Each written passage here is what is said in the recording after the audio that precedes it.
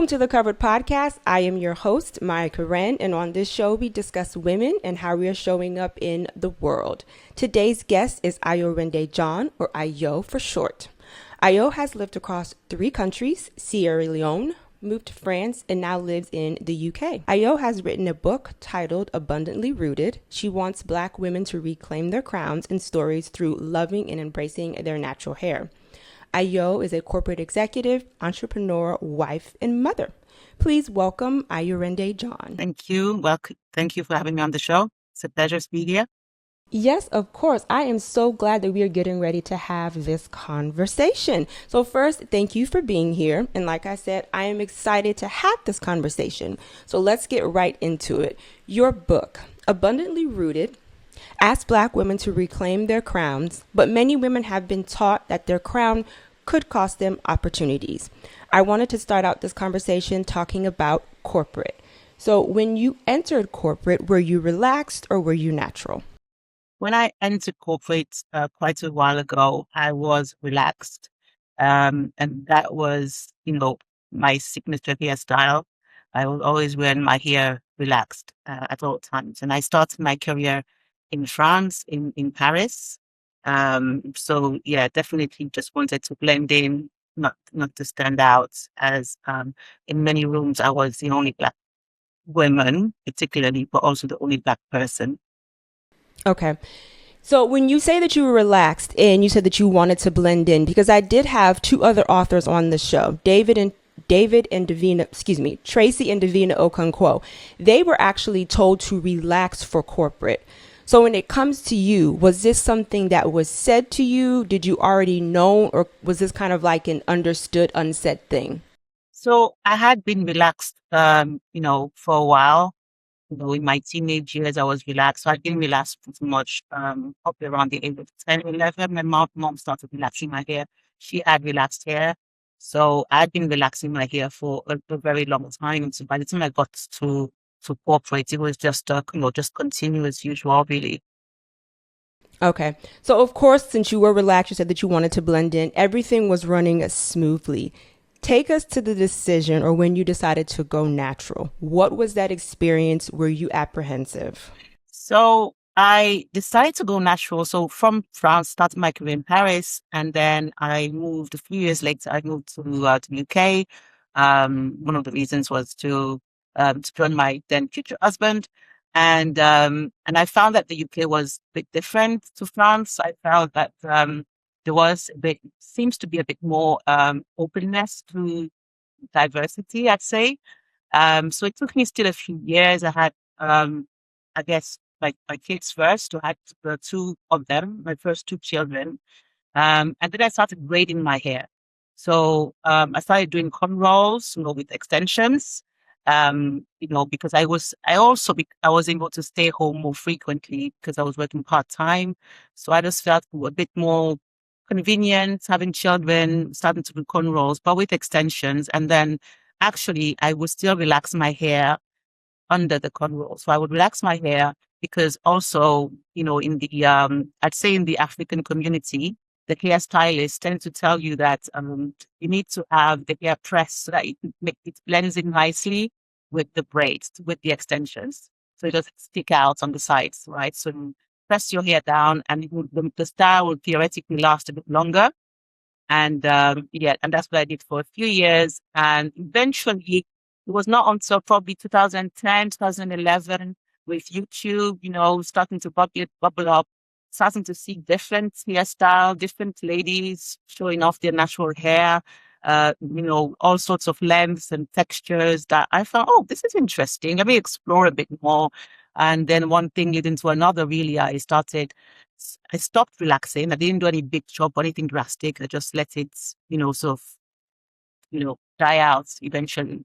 But still doing the cornrows, actually. So I wasn't, it wasn't like just people were not seeing my natural hair. They were still on the cornrows or extensions.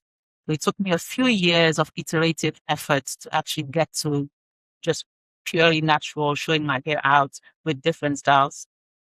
Okay.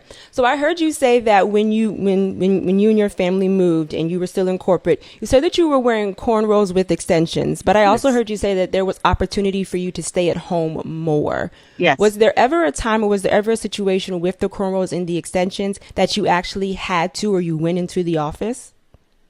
Yes, I did. I did go to the office with the cornrows. I must say though that because my career was quite interesting, I'd say. So there were phases when I was a permanent member of staff. I don't think I did go into the office with anything else than my permed hair. Okay. Then when at some point I was contracting, so I was sort of freelancing a bit, and that was when I was a bit more flexible with things. And when you're freelancing, you speak different. You're not necessarily blended into the organization. You come in, you deliver a service for a given amount of time. And so I guess there's a bit more tolerance, and maybe in my head as well, I just felt that, you know what, it's a different status, being a contractor. So, I felt just freer to rock my cornrows and my natural hair. Sometimes I just had my afro on, to be honest. I was looking at some pictures, just to refresh my memory because all of this has been quite a few years now. So yes, I did start to just show off my hair. I didn't really have a clue how to take care of my hair naturally, to be honest. I see some of those pictures. I'm offended at the state of my hair, but Not offended.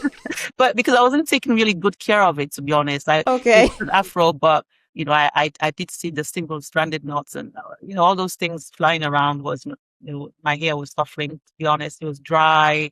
I see that was not because I didn't really know. I just thought I'm going natural, whatever. I'm just doing my thing, and anybody was saying otherwise was just anti-natural.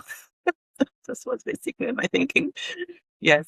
But no, you do need to take care of the natural hair, even if it stays, out. You need to be careful. Absolutely. Absolutely.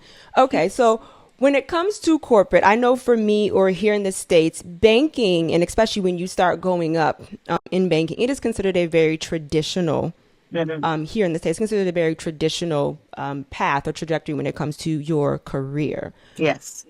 I heard you say that you were contracting, so you were a little bit more free. Yes. At what point, I guess, when you became an employee or when you started wearing your natural hair, what happened?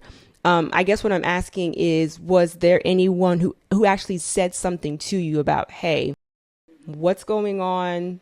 We noticed a change in you. Did HR say anything to you? Did a manager say anything to you? Did you ever have a situation like that happen?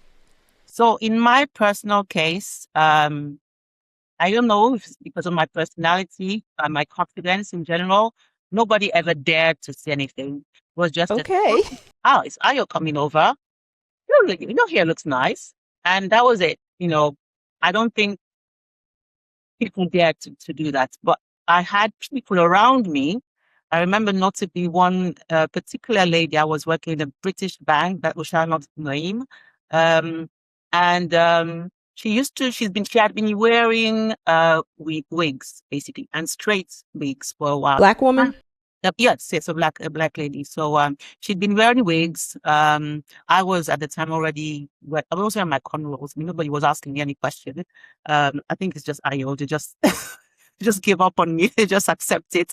But so I think they also gauge the personality of the person that they're talking to. So this lady had been wearing the wig for a while, and then she decided to change, and she wore twists. So she twisted her own hair. And actually, I thought, wow, your hair is beautiful and quite long. And I'm thinking, wow, this is amazing. I love this hairstyle. And yeah, her boss said, this doesn't really look very professional. So she switched back to Mm. wearing her wig the following week, basically.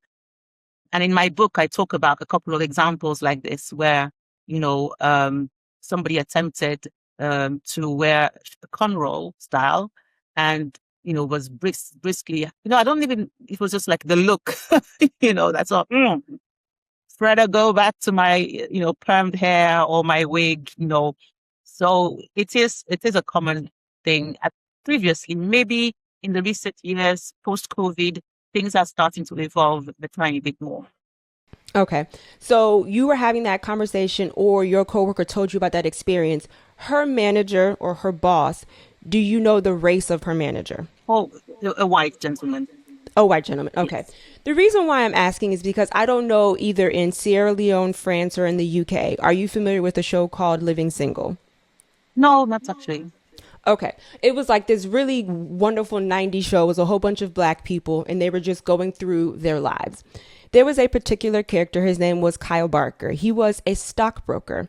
And he gave a presentation to the firm owners because they were getting ready to get a very large account in.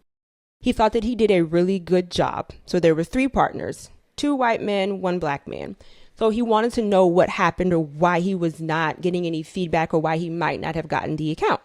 So he approaches the black partner, and the black partner says, well, we as a collective, even though he had a meeting with the two white firms, with the two white people, and they didn't have an issue with it.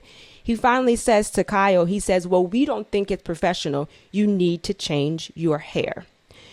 There is this conversation, especially when it comes to corporate or when it comes to a more conventional role, that it's actually more black people that have issues with other black people wearing their natural hair instead of other races. Do you think this is true, or do you know anyone who has experienced this? Well, again, I think in my case, these conversations have not come my way. Okay. In my direct work environment, I just have several examples of people around me who have those challenges. Okay.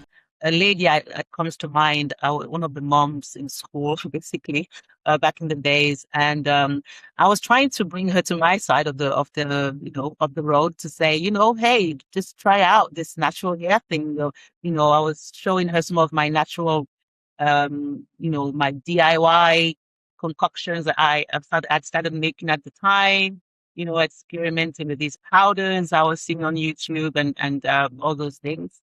And so she spent the afternoon with me. We're talking about that. And she then went home to her husband, glee and saying, hey, this is what we've been discussing. And, I really think this is great. And her husband just basically shut her down right there, right there and said, there's no way you're not going to wear a relaxer to work. You're just not going to, be accepted. So there is, the noise. It's not just in the office; it's actually at home, right? In this Right. place, and at other occasions, I've heard the same type of feedback from husbands. And I think in one of your shows, I think Davina and Tracy actually mentioned, I don't know, was it with Davina or with another lady? I think you mentioned the fact that a lot of times it's black men who sometimes have an issue with natural hair and feedback to their spouses or their girlfriends that actually they would rather than wearing another hairstyle. So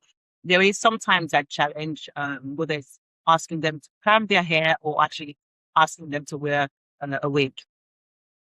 Okay. Yes, I have. So she didn't even get to try to wear her hair to work or her natural hair to work. Her husband was the one that said absolutely not. No, it wasn't gonna. Yeah. Okay.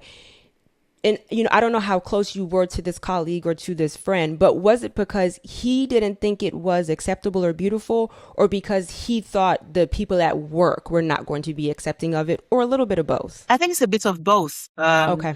I'm saying that because although I didn't really know the husband particularly, I'm saying that because definitely he was saying, the people at work, they're not going to understand what you're doing with your hair, so don't even try it. And I think I would venture to say that some black men, not all obviously, some black men do prefer their women to have straight hair.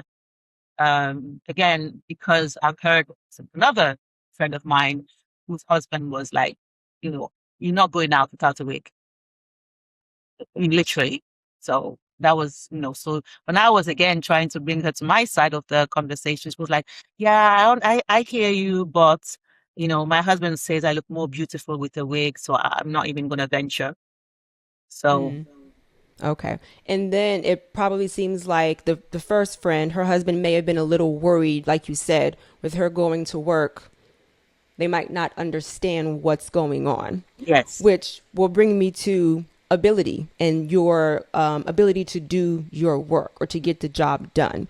You or any of these ladies that you have known, because once again, we are talking about natural hair.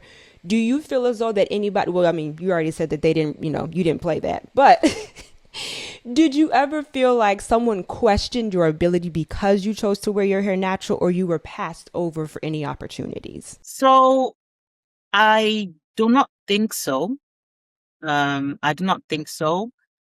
Also because I always have a bun. So I'm no, I have cornrows on, with extensions, but I always, traditionally, that's my signature style. When I go to work, I tend to have my hair up in a bun.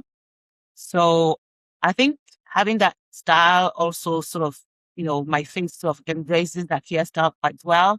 So I've never, I don't think it's, maybe as blatant as maybe having like this hairstyle or, something else. So I wouldn't think so. I think my name probably would trigger people more than before they even see me, to be honest. Um, so I would say no, not really. But Okay. yeah, Okay, and which I was actually maybe my next question because you said that you actually kept your hair back in a bun. yes. Let's say, for instance, you took it upon yourself one day to do a wash and go or a twist out or a braid out. Hmm. Do you think that would have been well received? That would have been oh, that's nice. British people, they don't really tell you to your face anything. In French are more direct, right? But in English, it's like, oh, that's an interesting hairstyle you have there.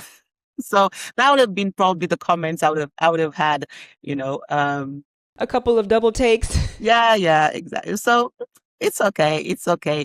One thing I'd like to mention as well about corporate and hair. An interesting trend I've observed in the UK. I don't know if it's the same in the US, but uh, black men are starting to have this hairstyle that the younger, 20 to 30-year-olds now are having cornrows on their natural hair with different cuts and styles. Yes. I've noticed that, and in banking, I've actually noticed that a couple of them doing that. Really? Yes, I mean, to be fair, they are, maybe more technologists or maybe not front office. But they are at least, in the middle office, back office, not less client facing. I've definitely seen Okay. a couple Yes. of them, rocking that hairstyle. So that's interesting. But the lady, again, last 5 years post COVID, more natural hair, of different, styles, but still quite a bit of resistance. Still wearing the wigs and the some of the perms. I think there's a trend to evolve because of the awareness about health. But the wigs, actually, there seems to be a rise on wigs, which, again, everybody can have their own preferences. Because a lot of times they wear wigs, but they have their natural hair under, so it depends. Okay. I'd be interested to know with some of the ladies that you're speaking about, I'd be interested to know if on the weekends maybe they wear their natural hair. Did any of you and your colleagues have that conversation? So, to be honest, I don't think they do. They have the wig, Okay. it's the wig, if that's them. They might alternate with extensions, but there is a desire to have long, straight hair. So, in banking, what does professional really mean when it applies to Black women? Like, what is the look, or what is the expectation? Everything needs to be obviously, neat, tidy. I think there is an expectation of um to look presentable, right? And that's the sort of the general um definition of what one should look like. I'd say for women in general, really, whether Black or Caucasian, to be fair, it's you know, if a white woman was to do braids, for example, I think she would be seen as, oh, trying to be What's exotic what's or something, what's going on today? what's happening? Are you going to, it's more like a summer hairstyle. Maybe when you're going to the beach, then you want to sort of um be exotic, really. That's the word I'm looking for. And I think it's because of the perspective of why a white woman would do that, it also rubs off on Black women because it's like, oh, you're trying to be a bit different today, with your original hairstyle, whereas for maybe a white woman is something special, something she would do to go to the beach or something, like this.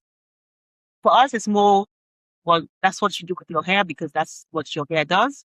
So I think it's that understanding for some of the colleagues, maybe that it's not a statement, it's not a special occasion.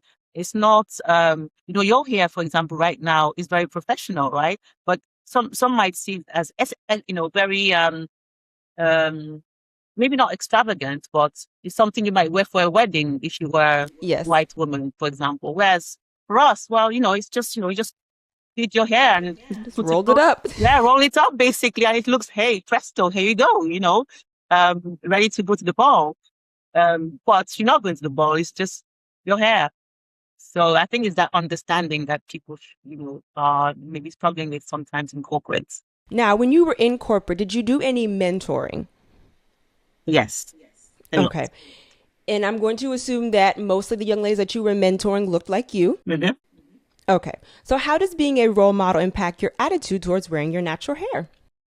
It's very important, extremely important in all areas of my life. So I have a daughter. And if we don't mind, before I move to corporate, I'll start with her because she was my first, I would say, mentee. From the age of 10, 11, seeing me play around with natural hair and, exploring, Yes. she actually Yes. has observed that. So by the time she was, in her mid-teens, she was not even wanting me to add extensions to her hair. And Okay. now she's fully natural. She's even the one giving me tips, and we have different hair texture because as you know, even in the same family, we can, her hair is more dense and thicker than mine. I tend to have quite fine hair. So, she's properly natural. So she was my first experience of, my influence. And it wasn't even that I was telling her, it was just because I was there She doing what saw you. what I was doing, she saw me, which is the importance of being role models. And so in the office, I think again, it started in the same way. Me just being there, being more senior to a lot of the people I was interacting with, I was just showing that, oh, wow, she's a manager, director, and she's got her natural hair, and so they might just attempt on another occasion like, oh, I tried this hairstyle today and, just come up and say, hey, what do you think? It's like, this looks lovely. You look beautiful. And so a lot of times just by being there, it just influenced Showing up. others. And so by the time I'm actually speaking about it, it's more about tips on how to take care of the hair and, what do I do? Because they've seen me do it and it's not a story that I need to tell. I am the story that they can see. And I think that's more powerful than anything else. And we were talking about it earlier that here in the States, people are making the argument that it's actually black people who do not want other black people So to wear their natural hair to work or once you climb the corporate ladder. So the pressure now, do you think it's less explicit but more psychological? I would say it's more psychological. It is really. I think that in the States you've had the Crown Act. In the UK there's been the diversity has been embedded, I'd say, into the Equality Act that we have here in the UK. It's not as explicit as the Crown Act because I don't think we had the same laws that were in the US, which were categorically banning some hairstyles in some environments. I understand it was quite uh, clearly stated. So in the UK, I think the resistance for some people is just, they will say it's preference, that is, I prefer to wear a wig, which again is it's fair enough. Again, I try to always in the book, my conversation that I try to have with our sisters is why are you doing something? Do you really do it because you just feel that it's the style you want? Or do you do it because you're trying to hide something and in so doing, you're constraining yourself because you are not able to show your natural hair at all. because if it's a preference, then the day that the wig is not functioning, let's say, you can Functioning. yeah, whatever happens, these wigs, they fly away, it's okay. You can show your hair because it was just a costume. It was just something that you just wore, just like you wear a dress and this dress doesn't work out, you wear something else. But if it's something that you use to cover yourself, um, I was thinking of the examples of your nails, for example. If you're wearing extensions or additions to your nails because you are ashamed of the way your fingers look, it's different. So if you're just having, some coloring from time to time because you just like some change and rocking different styles. So I think is the why, and I think that to your question, I think it's more psychological in many instances that the corporate world is not averse to natural hair. It's averse to what they might see as being untidy. So it's just important that if you do wear a natural hair, you make an effort just to keep it tidy because our hair just tends to do something, and that's just the way our hair functions. It's a freedom of movement up there. So there's no border. They tangle as they wish, and that's really what it's all about. That's an interesting point. And again, just within this conversation, people ask the question, well, who gets to decide or who says that my hair is not tamed or tidy or presentable? Because that can actually be quite subjective, right?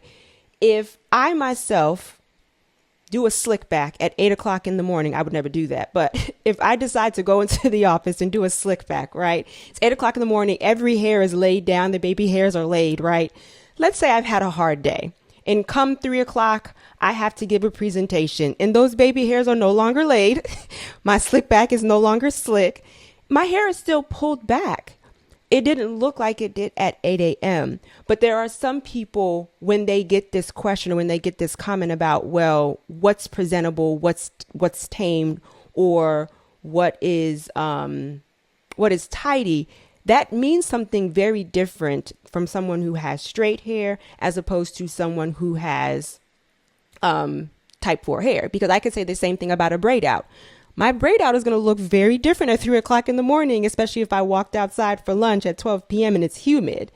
So what do you think about, I guess you could say, that pushback when it comes to, well, let's open up the code of conduct or the dress policy and your hair has to be tidy. But who is defining tidy and what does that mean? It's a good question. It's very subjective, I must It say. Like is. you said, uh, that maybe we should come back to why would you do a slick back actually in the first place. I think Yes. allowing some fizz around the edges, allowing the edges to be edges and not necessarily flat completely. um that's maybe one way of looking at it. I don't tend to do, to gel in my edges. I just tend to, always hair back, but it sort of does its job. It just stays back. But sometimes you will have the little baby hair doing their thing in the front, and hey, it's freedom. So I guess if you don't come into the office with the slip back, there's no expectation that's it should be, that way. Um, I I only think even again, I always try and look at, okay, what does the Caucasian woman, the white woman do, right? The only white women I know, I've observed in public, who do that type of very tight, slick back hairstyle are hair hostesses for whatever reason, right? I don't see any of my colleagues at work, banking or any other professional environment with their hair tightly pulled back or, just perfectly aligned, right? They will have straight hair and like you said, we don't have maybe the same challenges, but, you know, if there was to be a gush of wind and their hair would blow away and just be a bit fizzy, they'll just tidy it up more or less and just go into the meeting. So I think we have to allow ourselves that freedom to do that and not set expectations that we can't sustain, basically. So we are our own enemy in that case. don't set expectations that your hair is going to be perfectly flat, because it's not. It will come 3 o'clock in the afternoon, whether you have a presentation, whether it's been raining or not. So don't set those expectations because it's not realistic. Just let your hair do what it's going to do at 9, as what it's going to do at 3. And that's another thing as well is, if you need a touch up, do a touch up. So again, I just think of another area of beauty, makeup. When you come into the office at 8 or 9, your makeup is perfect, but by the time you get to 3, you've sweat, you've been sweating, you've been running around doing things. So if you have an important meeting to go into at 3 p.m., yeah, just go and do a touch of makeup, maybe touch up your hair and see if it doesn't look too bad. And that's it. So the same way you treat your face, your outfit, if you've been sweating all day, I want to have a change before you go to that meeting. You know what I mean? Like, it's just, just basic. I think we should just go common sense on that one. And again, there is no right or wrong, but I think we are wise enough to be able to assess and not be too extreme in our approach to these things. And then lastly, before we get to the book, there is a young woman sitting at home. She just graduated. Maybe she just got the dream of her life. She's going to be the CEO of JP Morgan, and she's natural. Right. And she's natural. Yes. And she wants to show up natural. She wants to show up herself. What advice do you have for her? Just do it. Just do it. That's simple. Just do it. Just do it. I mean, if I had a call tomorrow and Jimmy Dimon needed a replacement, I would be like, okay, yeah, but that's me. I quite like this hairstyle now, so I might just turn up with this one. With my little flexi rod set that I've done, or pull my hair back or whatever. So I just do it.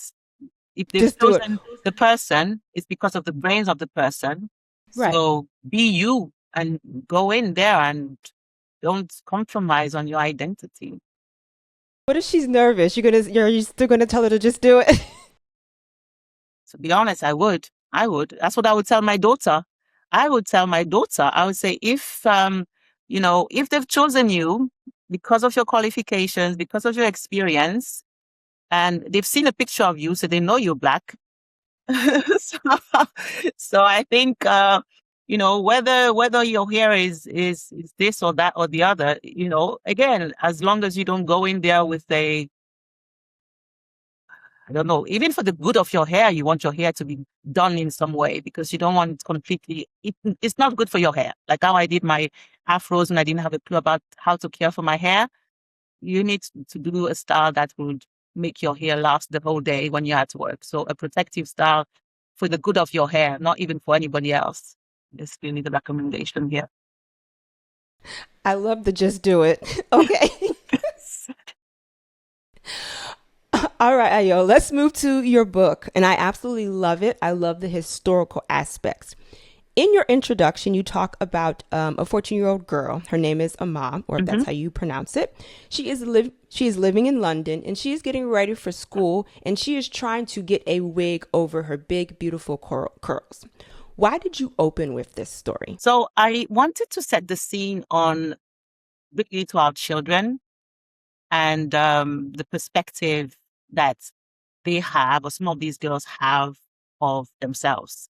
And it's really about why we do things. Like I said earlier, the reason I wrote the book was to ensure that we understood why we do things and how our history and our, perspective impacts the next generation, essentially.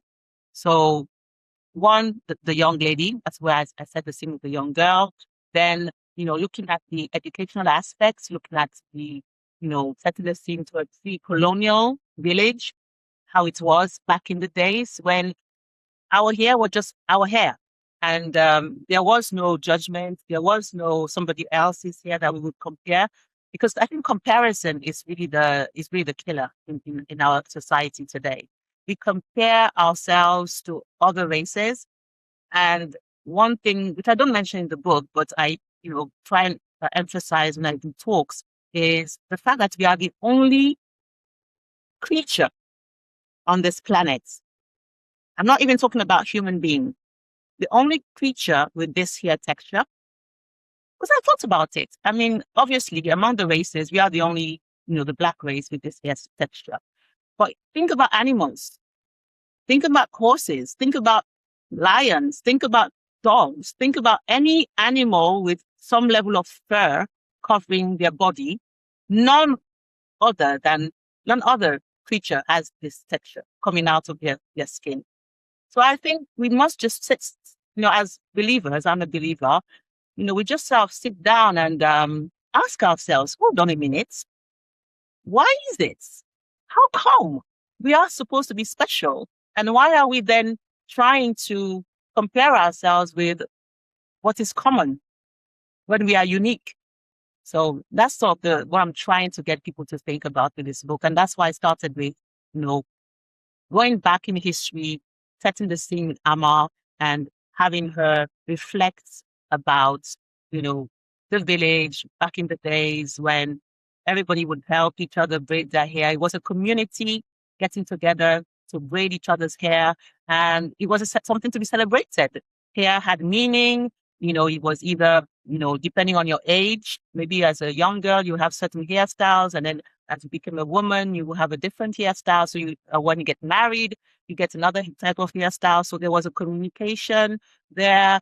It was the bonding because, as I said, you do each other's hair. So no, even like you get to hairdressers nowadays, you have all these women talking together and, exchanging. So that's really the fundamental reason I started with that voice, really. I love that. And I love that you took her back to Africa.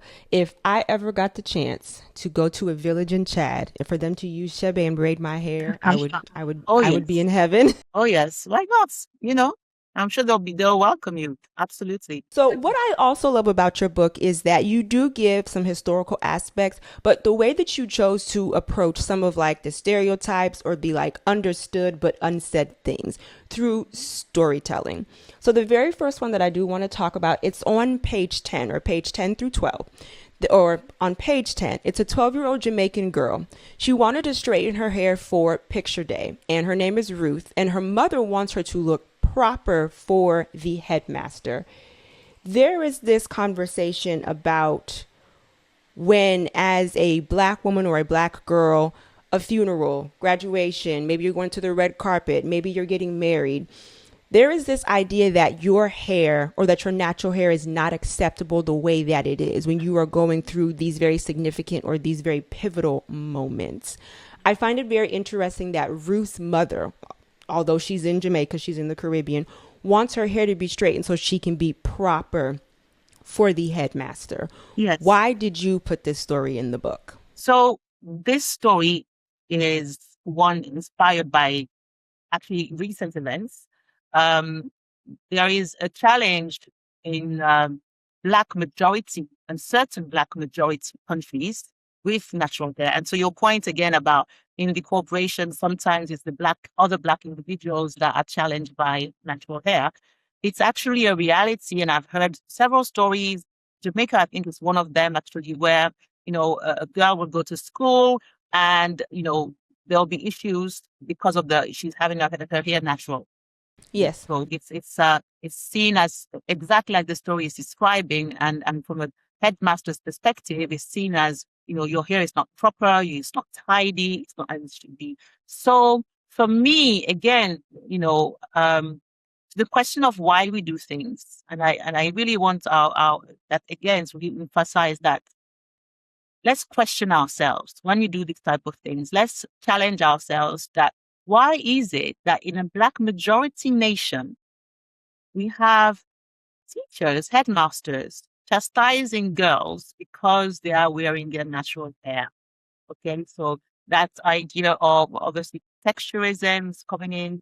If your hair is too nappy, so to speak, you would be seen as being unkept. So I just would like people to stare at their own mirror and see if that's their situation, that is actually something that needs to change, something that needs to be thought about at least, So in this situation, for me, for example, I was, before I permed my hair, I said my mom started perming my hair, but before I started perming my hair, 11 or so, when I started secondary school, my mom used to press my hair. So before perm, it was pressing.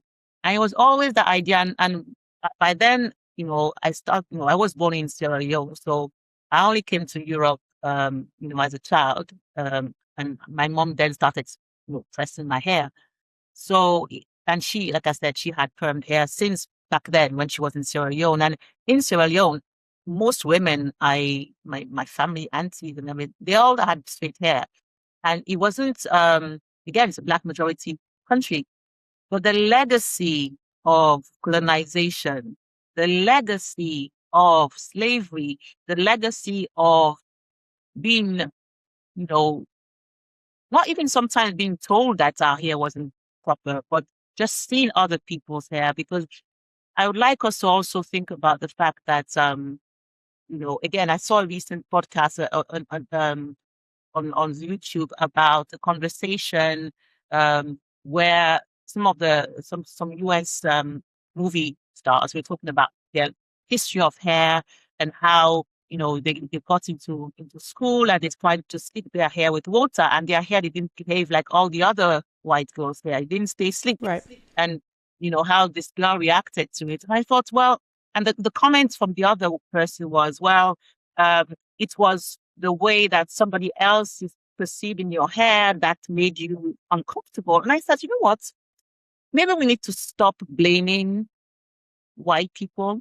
After a while, we need to actually think about the fact that, We do. okay, maybe I am the one comparing myself to them.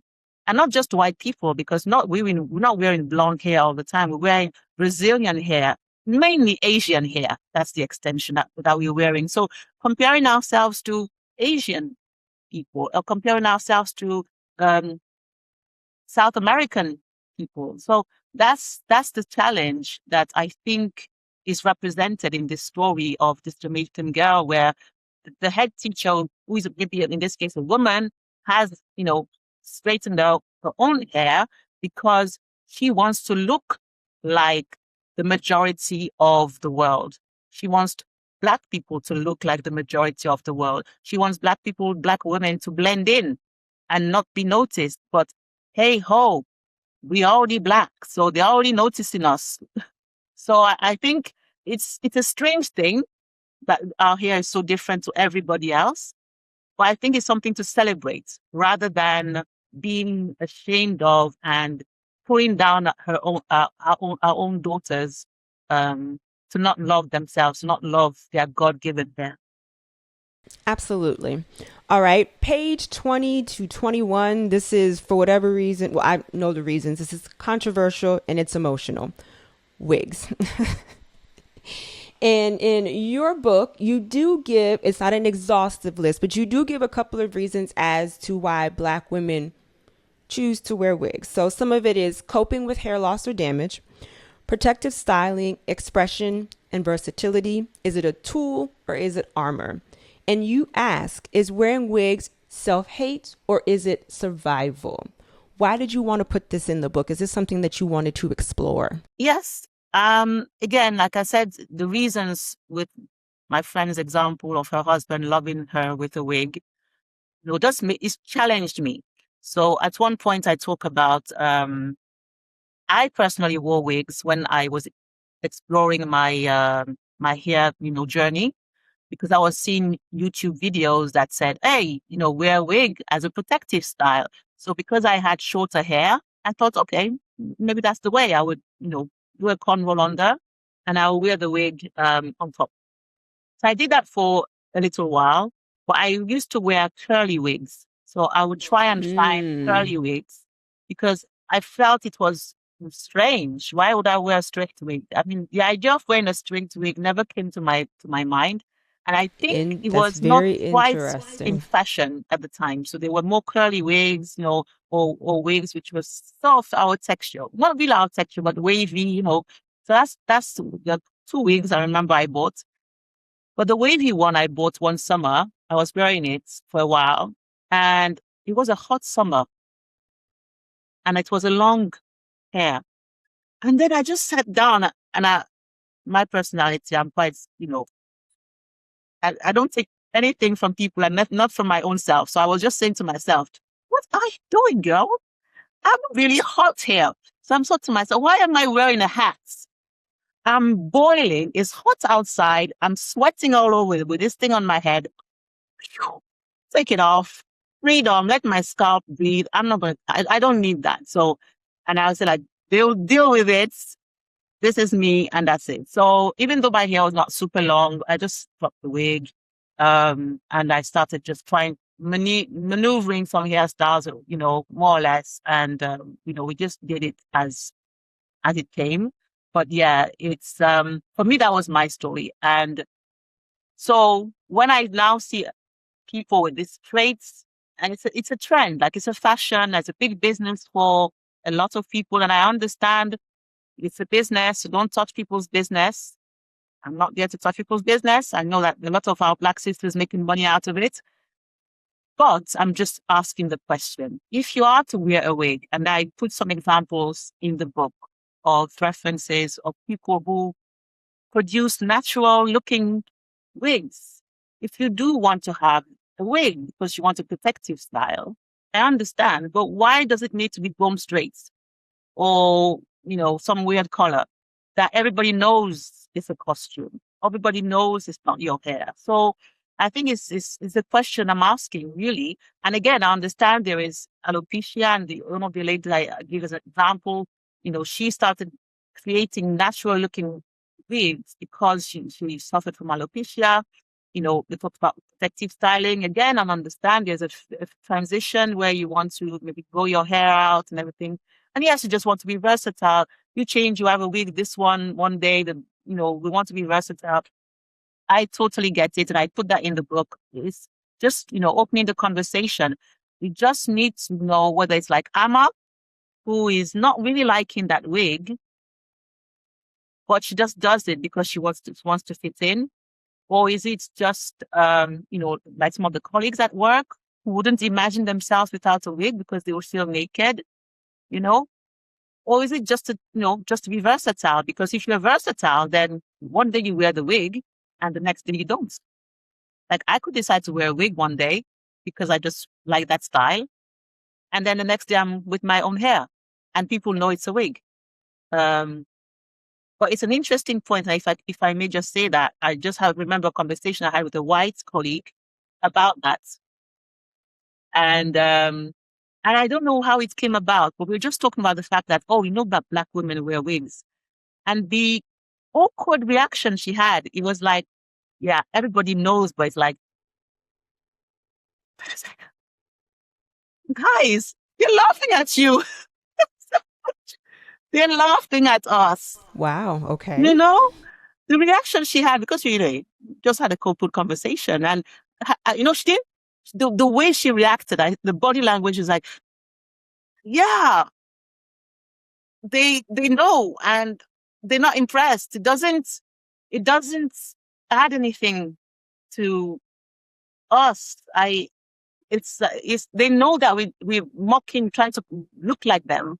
You know what I mean? Like we're trying to imitate them, but it's not working. That's not working. Because we're not them. So I feel as if, just embrace who you are. Just trying to please them. Maybe if that's the reason why you're doing it, maybe it's not. Right. And but if it's possibly the reason why, then please think about it that nobody's impressed. Nobody cares. Really. But that's also the reason why when we were talking about corporate, I asked you, who do you think it is? Because based off of this conversation, not only do they know it's not yours, but they're not impressed. So that's why when I was saying earlier, as a Black woman, who is, and you were in corporate, and just as a young Black woman who is moving up in her field, it's like you're doing it for them to accept you. Mm-hmm. But they're not even worried about it. They know it's a wig and they're not impressed. No. Because who wears wigs in that community, in the white Caucasian community, is, people who are in the entertainment, the Kardashians, those are the people who have extensions and wigs. because of their job, right? Um, a woman who goes working in the bank, a white woman who goes working in the bank might have a wig if she's, unfortunately for her, maybe sick or alopecia, or she has some other disease, that requires maybe for her to wear a wig to cover hair loss. Serious reasons why people wear wigs. We wear wigs because either, we have the excuse of, I don't have time in the morning to do my hair. I don't, the amount of time white women take on their hair in the morning. I was impressed. I shared my room when I was at uni once with a white lady. I was like, wait, she's waking up at 5 a.m. to do her hair. What do you mean? I'm still sleeping. Just go to bed, woman. She would blow dry the hair, wash the hair, blow dry the hair, put this on the hair. I'm like, wow, is that what they do? Yes, they do, because actually some of them do have curly hair or certain textures that they want to make sure that are a bit, looking different, right? So they have some of them have the similar issues, but they use their own hair and they just work with their Right. own hair. Right. Right. And that's the point. We do take the time to be beautiful. You're worth it. Just take the time, not rushing in the morning, just putting on a wig, and that's something I talk about again is on one of the pages, is the fact that I've observed going into people's houses and there's a random wig on the chair. And then you want to go out and you just, manage it, and then you go out and then you see some of just adjusting the wig because it's like, why do that to Not the yourself? wig shift. Why do that to yourself? Everybody knows it's a wig. It's so obvious. It looks like you're wearing a rat on your head or something. Anyway, it's just That's actually the perfect segue to page 27. yes. You have a story about a woman named Sharon, and this kind of goes back to what we were talking about with the husband and your colleague or your friend. Yes. Basically, Sharon in the book decides that she is going to try out something that maybe looks better on her, maybe she makes her feel more free, her natural hair. Yeah. She goes to work. I think it was either her colleague or her manager says something to her. Yeah. Within a week, she's back to a wig. And then I believe you said she also was back to a relaxer. Yeah. I'm pretty sure there are a lot of women who can relate to this situation and what happened to her. Can you expand on that just a little bit and why you put it in the book? Yeah. So that's actually one of my friends shared her story.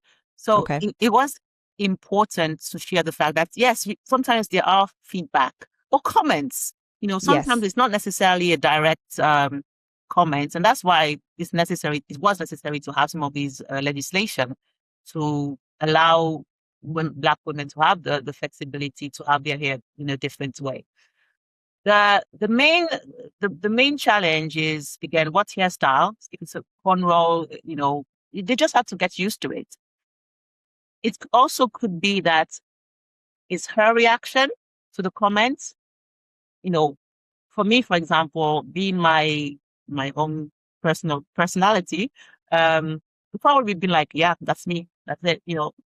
Yeah, bite me, but not everyone is like that. And I get it. And I think that's where we have to talk about that psychology dimension, where it's just a case of trying to be bolder. And it's a feedback I would give for anything in life. I work with young people, in my church, and it's a feedback we always give them. Just be bold, be confident, you are fearfully and wonderfully made. So just, understand your identity in Christ and just, be proud of it. And so being, in this situation, reverting to, a wig, or perm, I think, historically, it's been a lot of permed hair. Wigs are more recent in history. Let's be honest. And I think permed hair, it's unlike wigs. I think permed hair was more accepted. Like, it was less obvious that it wasn't your hair because it was your hair, but you had just permed it. Right. And so when Black women stopped perming their hair because of awareness of health issues and all those things, then they reverted to other ways of taking care of their hair, and then wigs came the trend. So I think it's two different solutions to the problem of blending in. Being like our mothers did, perming the hair, realize that's not working because of our health. So what's the other solution? We are in a wig, but maybe the next generation will realize that maybe it's not working because if it's to blend in, it's not really working, like I said. But if it's to protect your hair, then is it really the way? Like some of us leave the hair for 6 months and, you know, that is that really protecting your hair?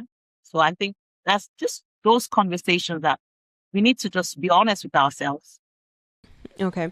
And I think for Sharon, I'm not speaking for your friend, but I think for Sharon, what appears to happen is that maybe she was already apprehensive of doing it, nervous, or maybe her self-esteem wasn't Yes, where it needed to self-esteem. be. Mm. She tries it, she goes to work, someone makes a comment, and then that kind of subconsciously maybe solidifies for her, I should not be doing this. This is not appropriate. And then she goes home and she tries to kind of course correct. Is that about right? I think so. Yes. And we have a lot of message that we've been Yes. receiving since childhood about our hair, which is lingering in the back of our head, and messages coming from our own mothers or aunties.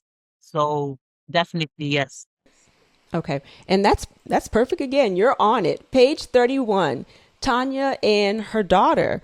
So and again, you can correct me if I'm wrong. It's on page 31. Tanya, basically her daughter asked her, Mommy, why doesn't your hair look like mine? And this is actually a good thing, a good place to stop when it comes to you.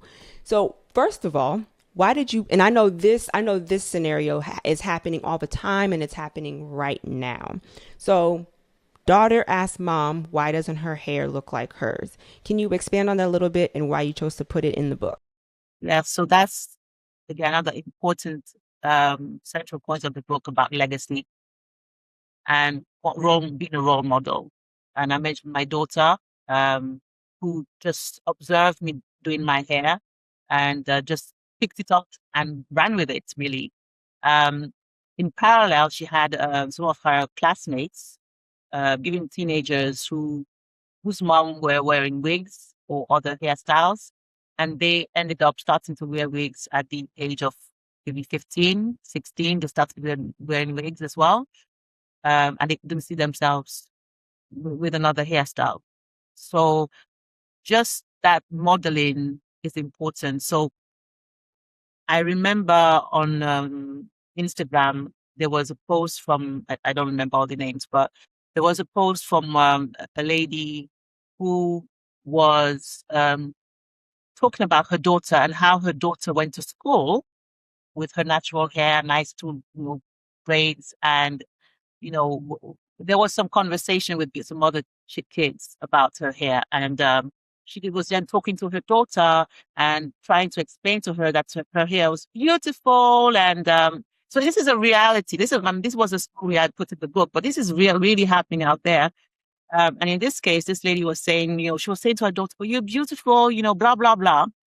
And the lady was a video on Instagram, I think. But the lady was wearing sort of straight extension, one of those tie backs, and then her host was wearing a wig.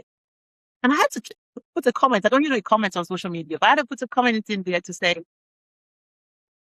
that why, if you don't do as I do, but do as I say. So you're telling your daughter her hair is beautiful. She doesn't need to change a thing, but your hair is permed in the front with some, straight extension at the back. Your friends around coming to the house all wearing wigs, straight wigs, those curlies and flat stick in the front going on.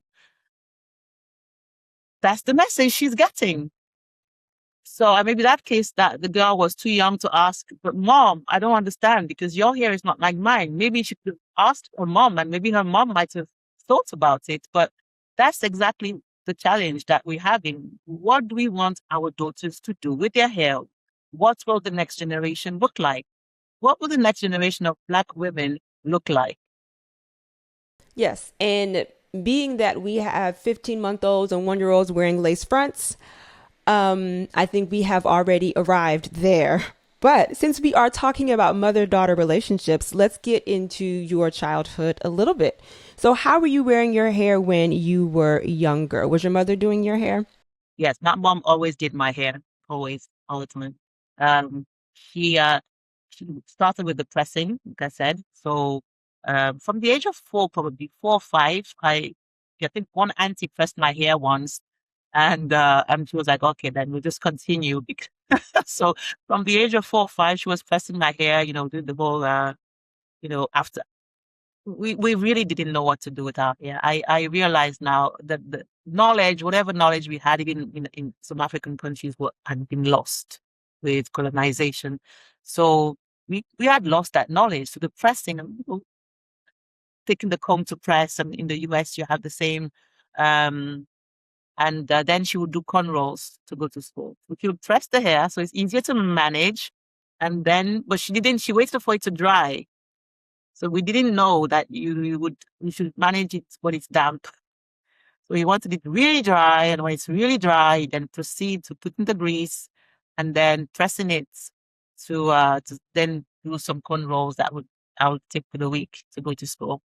And that was my signature hairstyle for pretty much my primary education, and then more or less in secondary as well. Although I was pressing my hair with using perm, and then I started doing extensions in my teenage years. Okay. So, when did the conversation come up about you getting a relaxer or a perm? The relaxer actually came about when I think I was 11 or 12. It happened because we went to the US actually on holiday, and I was, my cousin had relaxed hair, and I actually got my not a relaxer. My mom and I got Jerry curl. Oh, wow. Yeah, we, Okay. we did the Jerry the Jerry curl at that time. So I was like, wow, this new thing. But then it just introduced us to the whole world, or introduced me at least to the world of you know, chemical products on my head. Yeah. Okay. So, it was a Jerry curl. You never got a relaxer, or was that later on So in I got life? the Jerry curl. That was my first, chemical thing on my head. And then after Okay. that, when it sort of phased away, I got the relaxer. And that was it. My Relaxing. goodness. Yeah. Jerry curl and a relaxer. I know, I know. I mean, my hair was in a state, okay? But Okay. we didn't know any better. Right. Honestly, it was Right. just we were just experimenting. I was experimenting, especially teenage years. You know, I continued relaxing my hair until like I said, I had my kids. So, which was not a good thing because I found out that relaxing your hair while pregnant is not a good thing for the health of your body or the hair or your head, your scalp. Okay. So, going from natural to the Jerry curl and then getting a relaxer, what message was that sending to you? I'm pretty sure now you have the words to articulate, maybe not necessarily when you were going through it, but all of these changes, what message was that sending to you about your beauty and to your aesthetic? That I'm different. That I need to fix myself. I need to Hmm. fix my Okay. hair. I need to look like like everybody else. I think the challenge of this mental mindsets really is not understanding our hair and not understanding how to deal with our hair. And I want to go back to when I first arrived in France from Africa. I was about 4, and I really remember seeing a movie with a white lady coming out of a swimming pool, and her hair just being straight, slicked back, and and then she could you clearly put her comb through it, and it was like very easy, because at the time my worst nightmare was wash day, because after wash day, my hair would become fizzy, you know, um, and then I remember the comb and the pain of the comb trying to get through the tangles. And I think that was it. And I don't know if it's for everyone, but in my mind, it's to make things easier, because whether it's a Jerry curl or whether it's a perm, the comb doesn't pain anymore. It's straight. So your comb just glides down, and you can just do comb your hair. it feels less painful. And it felt to me, even at 4 or 5, I just remember that scene to date, because it just felt to me, but how come our hair is so difficult? Like, how come we are punished by having this type of hair somehow, because it's painful, because I had the idea of pain associated with it. But I know it can be addressed because, like I said, with my daughter, she always understood from a young age how to deal with her hair. And her hair is not associated with pain. She absolutely loves her hair. She just loves her hair. Girl loves her hair. Okay. So it was a mindset, even in Sierra Leone back in the days, post-colonial, but still, some colonial mentality lingering and comparison. And like I said, we lost the knowledge. That's why in the book, I really tried for us to go back to, in the beginning, it wasn't so. Centuries, thousands of years of Black history without being introduced to the West. And we're doing perfectly fine with our hair. How come? What changed? So let's think about it. And I love history as well, which is why I also wanted to put that dimension to it, because it's really important to know where you come from and how it was before. This is page 67. I believe it's Marie Jean or Marie Jean. And I know a lot of women have experienced this as well. But this last story, she had to stop getting relaxers because of health concerns. I had someone else on the show, love her as well, Priscilla Schreier. This was 20 years ago, of course, but her doctor, she actually went to the doctor's appointment. Her doctor told her that, and this was 20 years ago, so of course it was a completely different world that we were living in, but her doctor told her, for 6 months, Priscilla, I want you to stop getting a relaxer. And of course, when she left her doctor's office, she said, I had no intention of following my doctor's orders. But what she said is that she had to sit with herself and say, hey, listen, if she told me to do anything else, like to make sure that my lungs were healthy or to make sure that my heart was healthy, I would have listened. But because I was so attached to the straight hair, I was not willing to listen to my doctor. Why did you put this particular story in the book? And can you expand on it a little bit? Again, Mary Jane is, somebody I know, and Okay. she, it was something that really happened to her, and really, again, important to talk about the health issues associated with perm. It's like I mentioned, actually, the fact that when you get pregnant, and I knew that afterwards, that when you perm your hair while pregnant, you tend to lose your hair. You already tend to lose our hair when postpartum, but it exacerbates the problem. And same thing when you go into menopause and those type of hormonal changes. Anything that's chemical will make things worse for us. Um, I'm aware of individuals, who have contracted cancer directly or indirectly related to, chemicals. It's all of those things, can never prove it for sure. However, it's very likely that it's the contributing factor.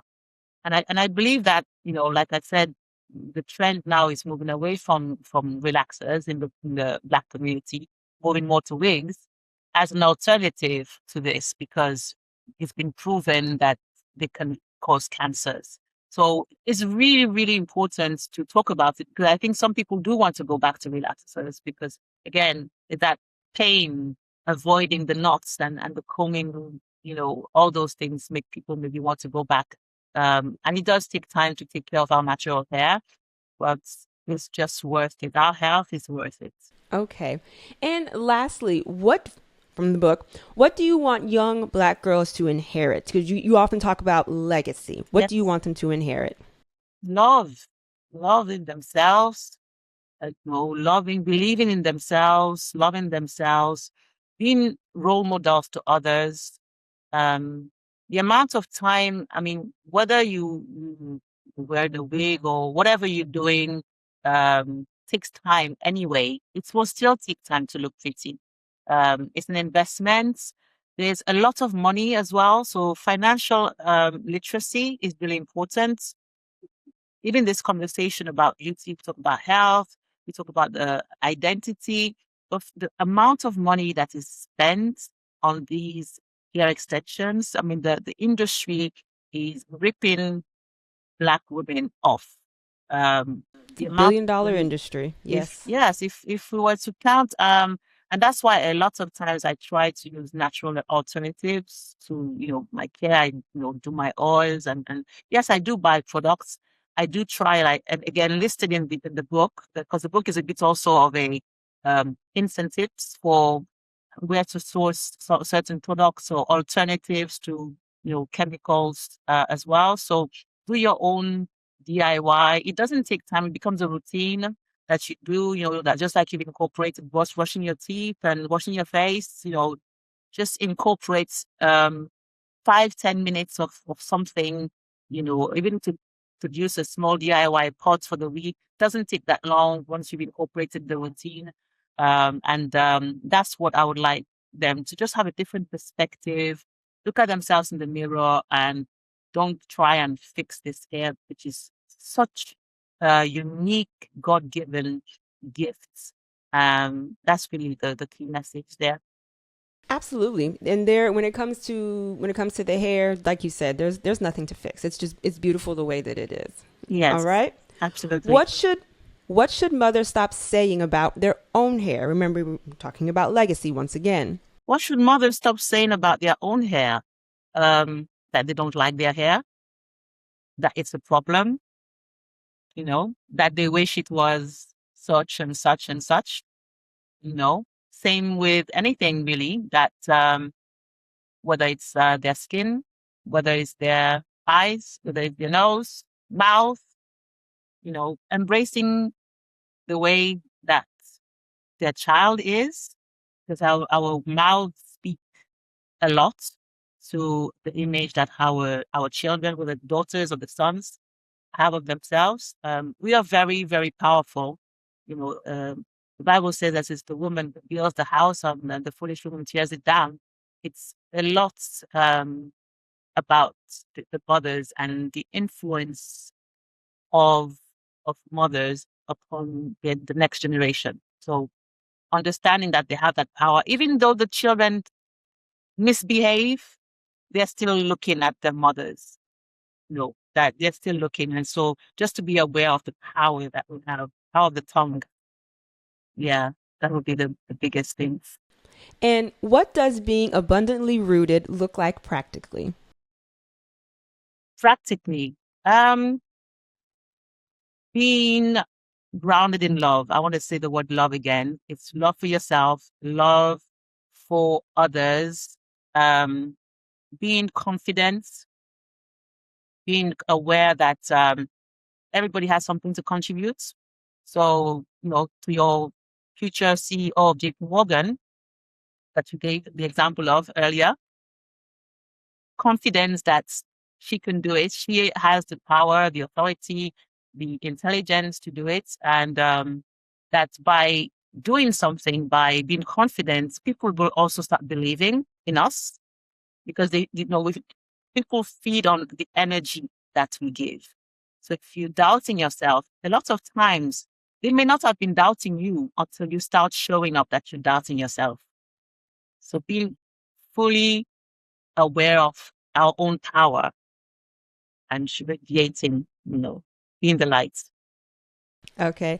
So, Ayo, we are coming to the end of our conversation. It is very clear that you are unapologetically you, but, which I love, but is there anything that is coming up for you, for your book, for your company? Let us know. And where can people find and support you?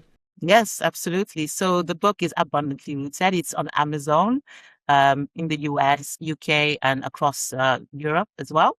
That's the main thing. And you can contact me on my email address, abundantlyrooted25@gmail.com, for any collaboration request. And I'm also very happy to speak at different events that I've spoken in the past at the Metropolitan Police here in London, for Black History Month. So I'm very happy to collaborate and do some speaking events. Thank you so much for being here, Ayo. All of your information will be linked down below. If there is nothing else, it's morning for me. I'm going to say morning, afternoon. It's probably closer to the afternoon or evening for you. Yes. So I'm going to say good evening to you. And then Thank to the you. rest of the community, I will see y'all next time. Thank Bye. you. Bye.